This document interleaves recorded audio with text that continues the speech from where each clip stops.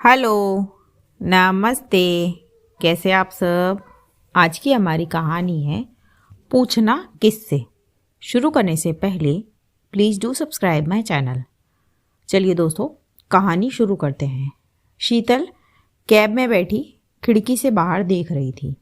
सड़क पर दौड़ती गाड़ियाँ, लोगों की भीड़, शोर शराबा। लेकिन उसके मन के अंदर एक अजीब सी खामोशी थी। उसका फ़ोन लगातार बज रहा था। Sanjay calling, Sanjay calling.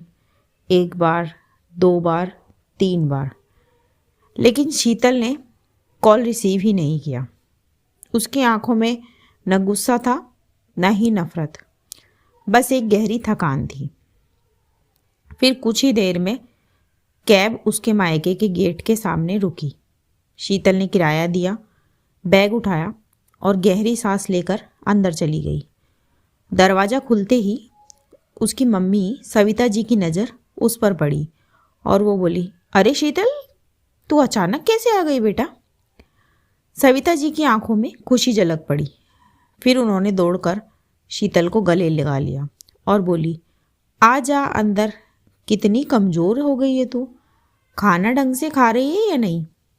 सविता जी एक साथ कई सारे सवाल पूछ लिए, पर शीतल कुछ नहीं बोली। उसके पापा भी कमरे से बाहर आ गए और बोले, बेटा सब ठीक तो है ना, तूने फ़ोन क्यों नहीं किया। पर शीतल ने कुछ नहीं कहा, बस हल्के से सिर हिला दिया। फिर सविता जी तुरंत रसोई में चली गई और बोली, तेरी पसंद के आलू के पकौड़े बनाती हूँ और अदरक वाली चाय भी। फिर शीतल सोफे पर बैठ गई और सोचने लगी। ये वही घर था जहाँ वे बिना पूछे हंस सकती थी, रो सकती थी और थककर चुपचाप बैठ सकती थी। अभी 5 महीने पहले ही शीतल की शादी हुई है। पिछले 5 महीनों में शीतल ने बहुत कुछ सीखा। वह ससुराल में किसी से झगड़ती नहीं थी, हर बात में जी कहती थी, सबकी पसंद नापसंद का ध्यान रखती थी। लेकिन जब बात उसके मायके जाने की आती तो हर बार वही जवाब मिलता। अगर वह संजय शीतल का पति से कहती, मैं 2 दिन मम्मी पापा से मिल आऊँ, तो जवाब होता, मम्मी पापा से पूछ लो। और जब सास ससुर से पूछती, जी मैं मायके जाना चाहती हूँ, तो जवाब मिलता, बहू अपने पति से पूछ लो, हमें कोई आपत्ति नहीं है। न साफ मना न साफ हाँ, बस टालना। और शीतल हर बार चुप हो जाती। शीतल अभी ये सब सोच ही रही थी कि तभी दरवाजे की घंटी बजी। पापा ने दरवाज़ा खोला और सामने संजय खड़ा था। फिर वो चौंक कर बोले, आप। सविता जी और उसके पापा दोनों चौंक गए। संजय थोड़ा परेशान सा लग रहा था। फिर वो बोला, नमस्ते मम्मी पापा। शीतल बिना किसी को बताए यहाँ आ गई। मैंने इसे कई बार कॉल किया, लेकिन इसने फ़ोन नहीं उठाया।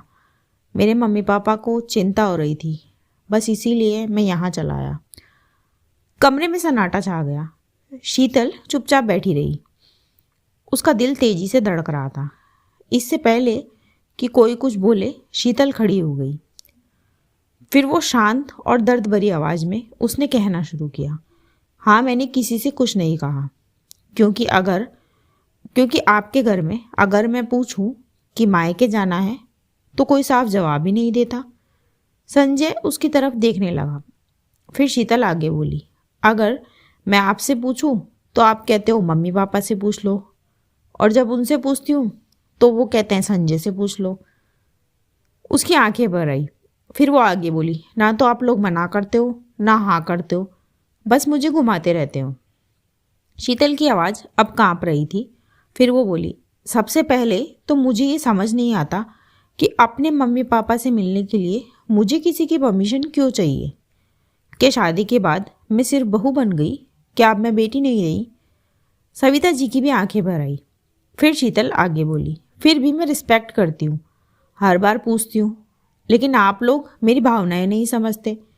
मेरी शादी को 5 महीने हो गए हैं और आज पहली बार मैं बिना पूछे यहाँ आ गई, क्योंकि मुझे भी इंसान ही समझिए, कोई बोझ नहीं।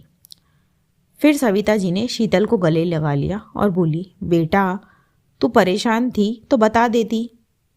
तेरा घर अब ससुराल है, लेकिन ये घर हमेशा तेरा रहेगा। फिर पापा ने संजय की तरफ देखा और बोले, बेटी मायके आती है तो इसमें बुरा क्या है? वो आपकी इजाज़त नहीं, आपका भरोसा चाहती है। संजय की आंखें झुक गई। फिर वो बोला, मुझसे गलती हो गई। मैंने कभी सोचा ही नहीं कि शीतल क्या महसूस करती है।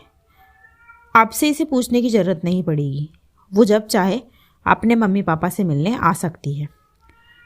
शीतल की आंखों में पहली बार हल्की सी राहत दिखाई दी। दोस्तों, शादी के बाद औरत का घर बदलता है, लेकिन उसका दिल नहीं। मायका उसकी जड़ है, उसकी पहचान है।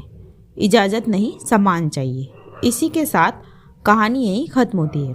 धन्यवाद दोस्तों पूरी कहानी सुनने के लिए। अगर कहानी अच्छी लगी हो तो लाइक, कमेंट और शेयर करना ना भूलें। और हाँ, रोज़ाना ऐसी नई नई कहानियाँ सुनने के लिए मेरे चैनल को अभी सब्सक्राइब कर लें। मैं मिलती हूँ आपसे अगली कहानी में। तब तक अपना और अपने परिवार का रखिए ख्याल।